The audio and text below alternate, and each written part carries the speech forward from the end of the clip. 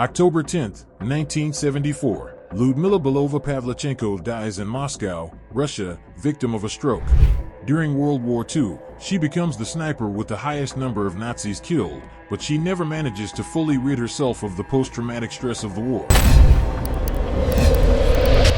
In her adolescence, Lyudmila joins a shooting club where she takes courses as a sniper and participates in municipal shooting competitions, where she receives an honor diploma.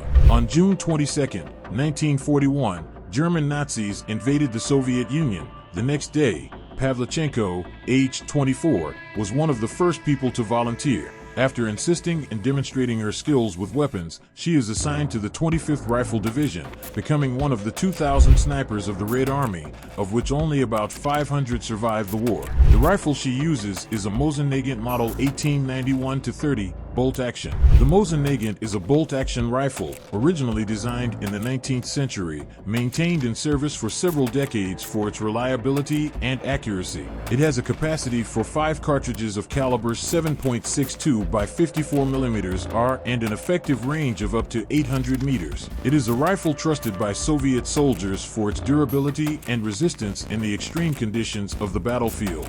Lyudmila fought in the Battle of Odessa and the Siege of Sevastopol.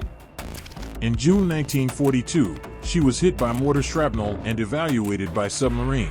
After a month in the hospital, she is assigned the task of campaigning for the Red Army. In September 1942, she visited Canada, the United States, and the United Kingdom, and it is at that moment that she received the name by which she would be known thereafter, the Lady of Death. She becomes the first person with Soviet citizenship to be invited to the White House and to be received by a U.S. President, Franklin D. Roosevelt, where she becomes friends with First Lady Eleanor Roosevelt. She never returns to combat, receiving the Gold Star of the Hero of the Soviet Union and the Order of Lenin twice. Since September 1956, she has actively served on the Soviet Committee of War Veterans. In 1957, Eleanor Roosevelt visits her in Moscow, but Lyudmila Pavlichenko is no longer the same. She suffers from depression, alcoholism, and post-traumatic stress disorder, a widespread syndrome hidden by fighters, and common in all wars in history. She died at the age of 58, and although she is remembered for her 309 accurate shots against the enemy,